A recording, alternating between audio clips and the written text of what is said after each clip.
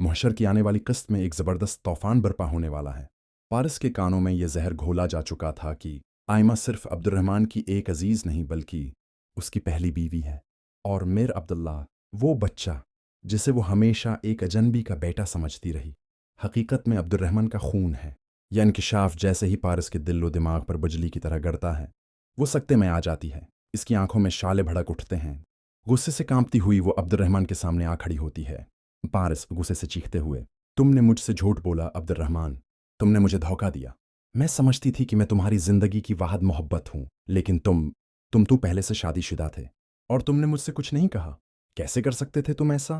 عبد الرحمن، جو خود بھی اس لمحے کی شدت کو محسوس کر رہا ہوتا ہے، گھبراہٹ میں پارس کو روکنے کی کوشش کرتا ہے۔ عبد الرحمن گڑگڑاتے ہوئے، پارس سنو میری بات، میں تمہیں کھونا نہیں چاہتا، میں نے کبھی تم سے جھوٹ نہیں بولا، بس میں ڈر گیا تھا کہ اگر تمہیں سچ بتا دیتا تو تم مجھ سے دور ہو جاتے ہیں۔ لیکن پارس کے آنسو اور اس کی لرزتی ہوئی آواز عبد الرحمن کے ہر لفظ کو کاٹ کر رکھ دیتی ہے۔ وہ اپنا سامان اٹھاتی ہے اور دروازے کی طرف بڑھتی ہے۔ یہ سب کچھ آئمہ بھی دیکھ رہی ہوتی ہے۔ وہ بے چینی سے کھڑی رہتی ہے، جیسے اس کے اندر کوئی طوفان مچ گیا ہو۔ وہ اپنی جگہ سے ہلتی ہے اور پارس کے پیچھے جاتی ہے، اس کا ہاتھ تھام کر روکتی ہے۔ آئمہ دھیمے مگر مضبوط لہجے میں، پارس رک جاؤ، تم جا رہی ہو، لیکن کیا تم نے سوچا کہ عبد الرحمن کے دل پر کیا گزرے گی؟ پارس غصے سے ہاتھ جھٹک کر اسے دیکھتی ہے۔ پارس تلخی سے، اور کیا رہ گیا سوچنے کو؟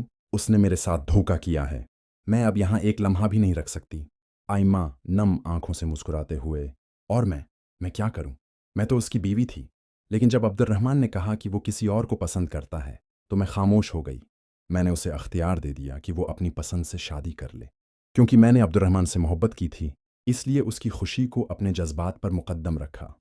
اور تم تو اس سے بے انتہا محبت کرتی ہو، پھر کیوں چھوڑ کر جا رہی ہو؟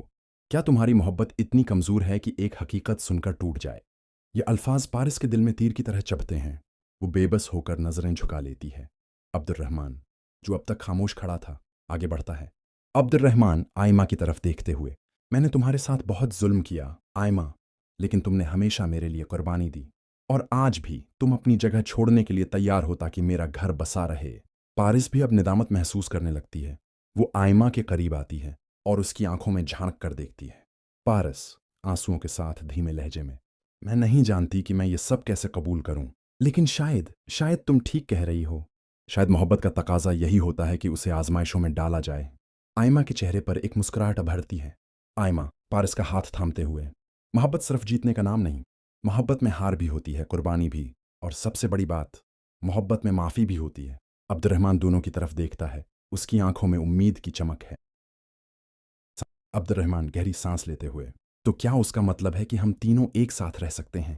پارس اور آئمہ ایک دوسرے کو دیکھتی ہیں اور پھر مسکرا کر اس بات میں سر ہلا دیتی ہیں۔ یہ کہانی ایک طوفان سے شروع ہوئی تھی، لیکن اس کا اختتام محبت، قربانی، معافی اور ایک نئے آغاز کے ساتھ ہونے جا رہا ہے۔ کیا پارس واقعی آئمہ اور عبد الرحمن کے ساتھ رہنے کے فیصلے پر قائم رہے گی؟ کیا یہ خوشی ہمیشہ کے لیے ہوگی، یا پھر قسمت ایک نیا امتحان لے کر آئے گی؟ اس کا جواب جاننے کے لیے دیکھیے محشر کی آخری قسط۔